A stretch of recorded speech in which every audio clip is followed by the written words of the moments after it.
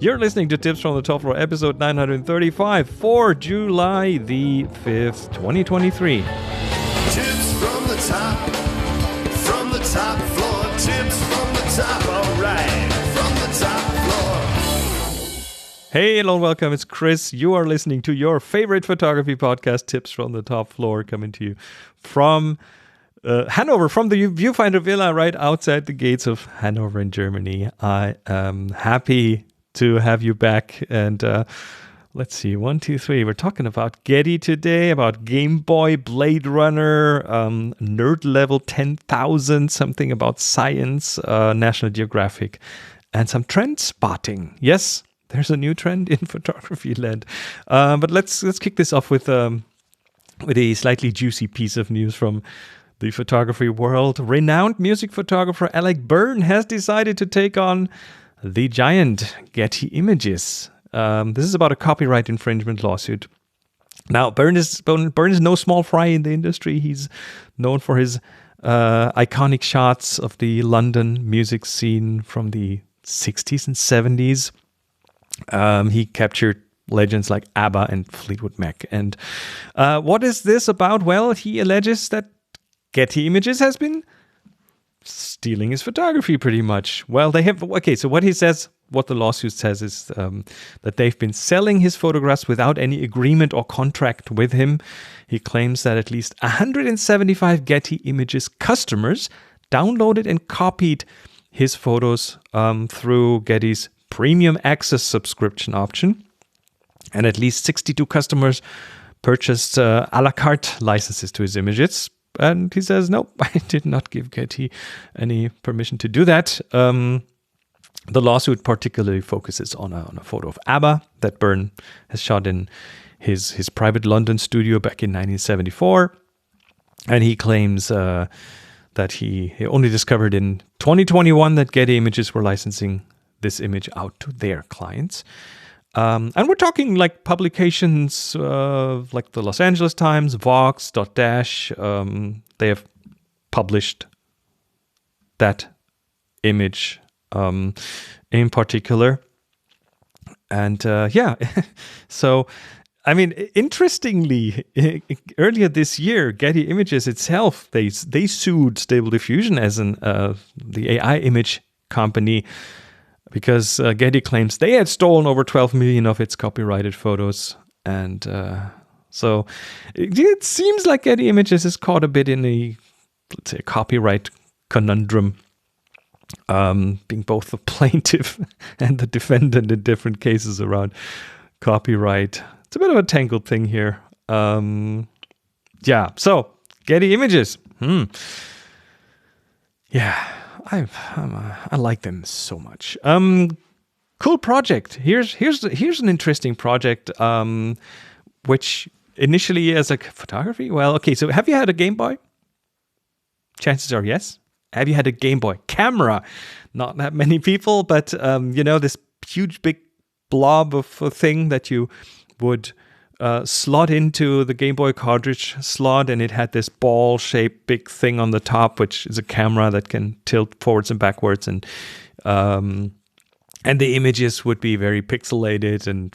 But it's a style, and it's a retro kind of thing that has always had its fans. And so here's a modder called Chris Graves, and he's given the Game Boy camera kind of a makeover. Sleek, minimalistic. It transformed that into a Game Boy mini camera the size of a Game Boy cartridge. Now, that's not just a cosmetic change. He's managed to condense the original Game Boy camera into this small cartridge size. He's done this by using a custom circuit board and a smaller lens, actually a lens from an iPhone XR.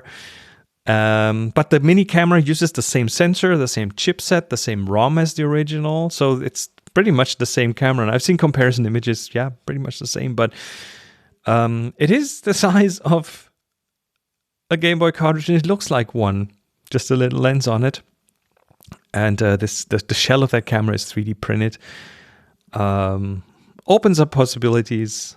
It's it's a pretty cool project. So if you're a fan of the Game Boy camera, this might be right up your alley.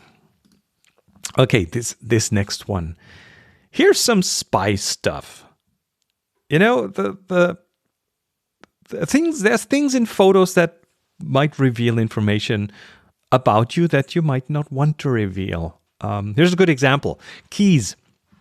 Classic example, has been possible for a long time. Take a photo of a key, or someone dangles their car keys into the camera, and now people can recreate duplicates of those keys based on that photo, or look at even fingerprints on a photo. With a current camera with decent resolution, fingerprints, you could use fingerprints of photos to make like a fake finger to trick a keypad into letting you in.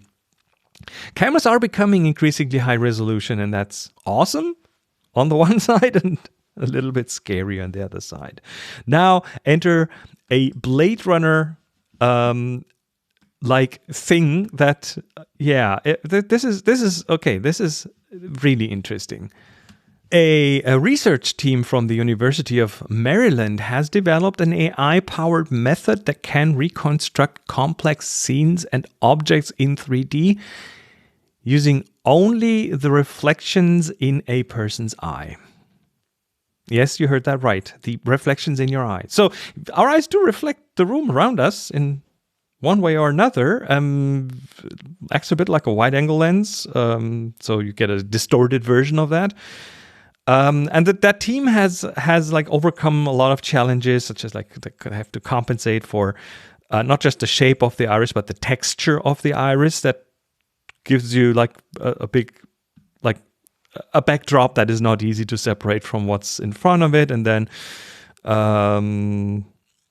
they pulled that off, and they did real world experiments. So they were able to successfully reconstruct a room in 3D using these eye reflections. And that is something straight out of a sci-fi movie. This is very Blade Runner. So they used NURFs, neural radiance fields, for that, which again can create 3D scenes from 2D data inputs in some way. And now, if you see the examples, yes, you do not get like a high resolution of what is around it, but they had stuff on a table in front of that person, and that stuff was 3D-ified based on the reflections in their eyes. So it's just fascinating, and it's also a reminder of like how technology and science continues to push the boundaries of what's possible. It could well be, by the way, there's also AI in that, of course, and this could well be something that in future adds information to AI processing of images and might make photography different and better. But of course, it raises interesting questions. What does this mean for privacy? Like, could this technology be misused? Can we, if we want to shield ourselves from people prying into our private life, should we wear sunglasses from now on? Always? Or special lenses, special contacts that, I don't know, that reflect something else? I don't know. It's always the future. Photography is a moving target, and this is it's our job to keep up with it. So let's keep our eyes open, pun intended, and see where this takes us. This is weird. This is really weird. Next one, Nerd Level 10,000. So it's a fascinating project about photography and how it like physically works. Like, you know, there's a light ray and it goes through a lens, and that lens bends the light, and it then goes through an aperture and through more lenses, and then hits a sensor, and it gets captured by either a red, green, or a blue pixel, and then and so on and so on. Enter Blender. Blender is an open source 3D software that is used to render movies and stills and things. It's been used in some big productions. It's pretty much state of the art, and it's free, and it's awesome. And Blender has become so good that it can do physical simulations of light.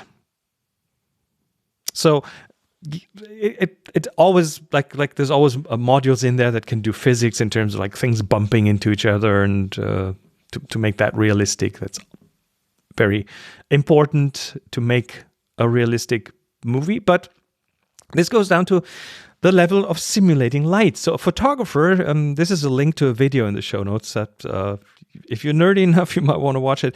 A photographer has taken that to the extreme, and he has built a camera in Blender that simulates light and the optics.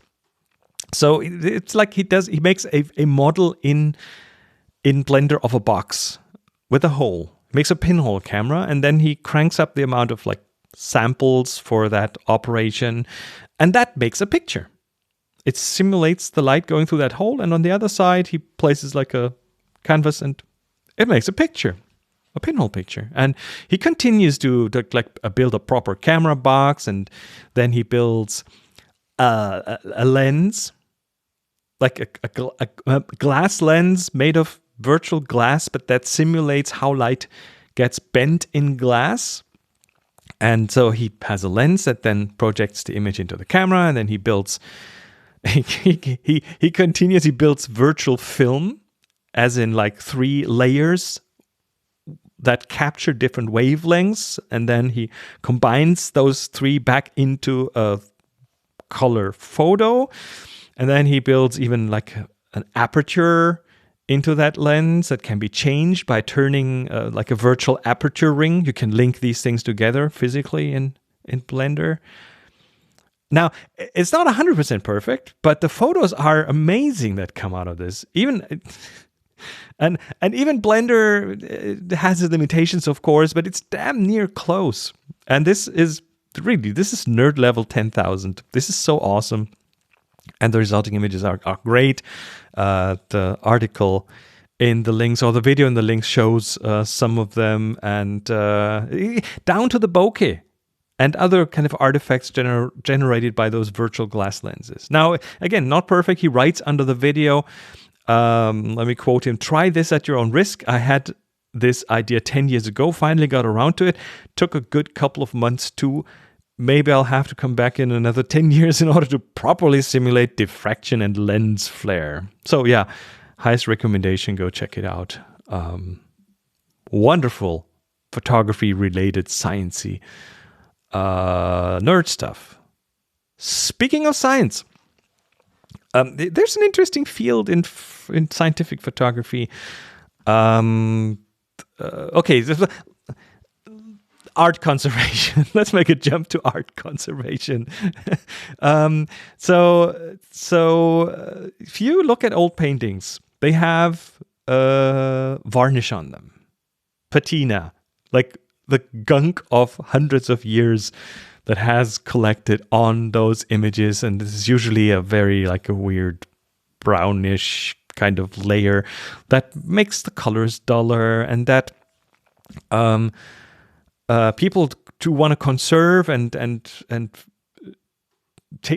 people who want to conserve these images and restore them to their original pristine colors, they have to take that varnish off. It's one part of it, and it's a painstaking process, because you see people with cotton swabs and cleaning solutions and trying to guess where does the varnish end and where does the picture start. So you only take the varnish off and not dissolve like part of the actual color. So a team of scientists at King's College in London has developed a super sensitive camera that's about to revolutionize the way that we preserve our cultural heritage. It's a camera, yeah. It's not your like run-of-the-mill DSLR. It's a camera that uses like a newish imaging technology. It's called macroscopic fluorescence lifetime imaging, FLIM for short. And FLIM isn't new. It's been used in the medical field to study and to track cancer cells, and even detects like brain tumors and these things. Very, very clearly delineates tumors from the rest of the surrounding stuff. But this time it's being used for art conservation, and that might be a bit of a game changer here, because again, traditionally art conservationists, they have had to like really know what they're doing. They would use ultraviolet light and a whole lot of guesswork to get it right, and really relies on the skill of the person, and it's prone to not being entirely accurate. But this new camera system removes the guesswork by picking up like the minute differences in how this centuries-old varnish appears next to the paint and the canvas. So the system has, I don't know, technically I don't fully understand it, but it's kind of makes the like you shine a blue light against it, and then the camera kind of times every pixel times how long it takes the varnish fluorescing, and that makes it possible for in some way or another to really exactly tell those apart, make them visible. So yeah, art conservation and photography. All right. National Geographic. National Geographic has a very special place in my heart. The magazine. Because, I mean, if you were in the United States, this has always been around for you. But a German boy who grew up in the 70s and 80s, that was different. We didn't have National Geographic here. It was an American thing. For the longest time, they started bringing it over here later. But back in that time, we didn't have that. But our family had an American friend from California, Valentina Valena, the old lady. She's not alive anymore, but I remember her visiting back in the 80s a few times. And when I was around 14, probably, for my birthday, she gave me a subscription to National Geographic. And for 2 to 3 years during that time in my youth, every month I would receive an envelope from the United States with the new issue of National Geographic in it. And that helped pique my interest in the world, in traveling, and in the English language, because if I wanted to read something, I had to translate it. And that's why this next story kind of really touches me on a personal level, because it seems like the winds of change are blowing through the hallowed halls of National Geographic. The magazine is known for its like amazing photojournalism and wildlife photography, and they have reportedly laid off the last of their staff writers, along with a number of other employees. And well, okay, so this is according to the Washington Post reporting. According to them, 19 employees, including staff writers and members of the audio team, I guess around, well, yeah, you need audio production these days. They already were given the bad news back in April. And this kind of coincides with the widespread layoffs of their parent company, which is Disney. Now, there is a bit of a mixed message here, because while it's been reported that all staff writers have been let go, there's an internal source somewhere that suggests that the magazine still employs writers and editors. So there's a bit of interpretation here. This could mean that like dedicated writing roles have been eliminated. Maybe article assignments are now being outsourced to freelancers or cobbled together by editors or written by AI. I have no idea. There's just 2 wildlife crime reporters who remain on staff. Their salaries are apparently funded by the Wildlife Watch program, which is supported by the nonprofit National Geographic Society. They already had some layoffs back in September 2022, like the 6 top editors were let go back then. And they claim they will continue to publish monthly, but the copies will no longer be on US newsstands. So, yeah, it really hurts, right? I grew up with National Geographic, and it seems to be pulling back on the legendary photography that it's known for. The magazine has reportedly curtailed photo contracts that allowed photographers to spend like months in the field. Yeah, and National Geographic insists that these staff changes won't impact the quality of their storytelling. Just a bit of history here. Disney purchased National Geographic back in 2017 as a part of a larger merge with 21st Century Fox. And that was kind of a turning point because that's when the magazine turned into a for-profit organization. Up to then, it was a non-profit journal of the National Geographic Society since 1888. So there you go. All right, and last but not least, this one I thought this was really weird initially, but then okay. So here's the story. Influencer Liliana Madrigal has stirred up a bit of a buzz on TikTok. She claims that the secret to the perfect selfie isn't your iPhone's camera, but rather the screenshot function. Yep, they call it screenshotting. So, I would have shrugged this off, but that video has racked up like 4 million views at this point, I guess, roughly. And what's her name again? Madrigal. She takes a jab at the iPhone's camera quality for selfies, calling it really bad, and she advocates for a pretty unconventional method, posing for a selfie on the front-facing camera and then screenshotting the image from the camera app on the screen. And then she crops it and makes it look like a regular photo without the screen elements. And it's notable that this thing received like 400,000 likes and lots of comments calling her genius for that tip. And of course, I mean, this reminds me of when I was a kid. I grew up again in the 70s, 80s. Back then, I sometimes recorded something onto a cassette recorder by just putting the cassette recorder in front of, let's say, a TV and record through the microphone. So very unconventional, but it did the job. It wasn't good in quality and anything, but it did the job and it was okay. And for the time, it was plenty good. Now, of course, we as photographers, we have these cameras with 5,000 megapixels and super quality and so on. And so I tested this.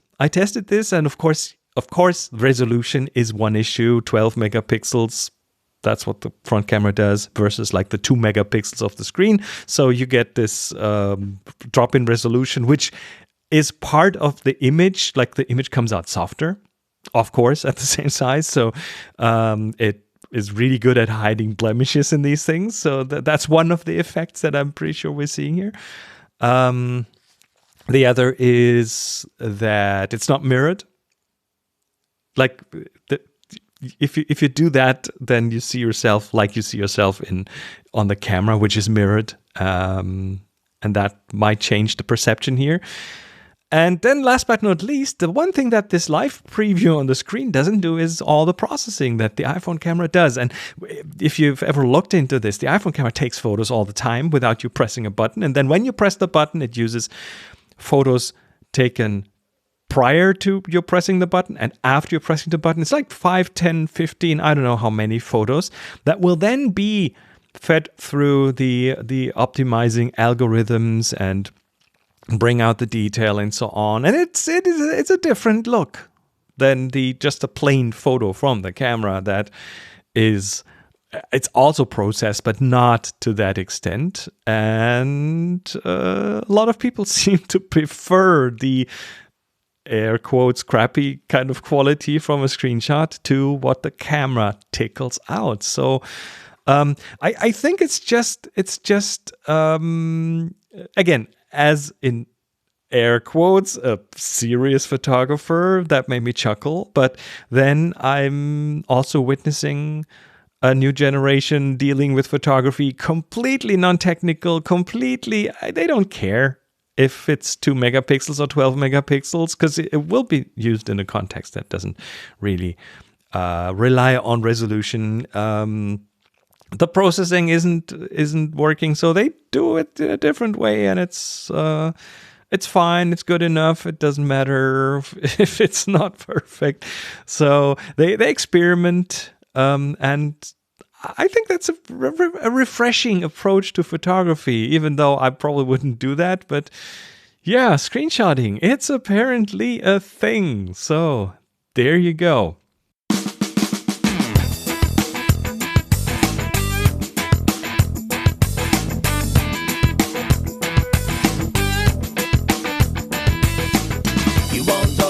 And that was it for today's episode. Thanks for listening. Thanks for subscribing. Thanks for leaving a rating or a review wherever you get your podcasts. And as always, you can leave feedback for the show at tfttf.com/hi. Let me know. Do you have questions? Do you want me to discuss a specific topic? Do you have an anecdote or something that happened to you that you are curious about? Let me know. tfttf.com/hi.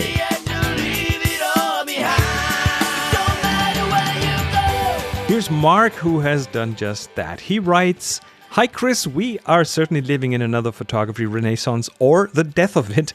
I listened to a Zoom call with ASMP yesterday and it's really the Wild West out there regarding AI. A lot has to be sorted out on both the importing of images and their export or usage. Adobe is taking the right path, but I feel that Pandora's box has been opened and it will be 10 times bigger in a week. Regarding using AI for street photography, I think it's a losing battle. You have to remember that AI doesn't make a face. I could be wrong. It is taking a photo from a source and replacing it. I believe this will all come to a head when faces can be tracked eventually.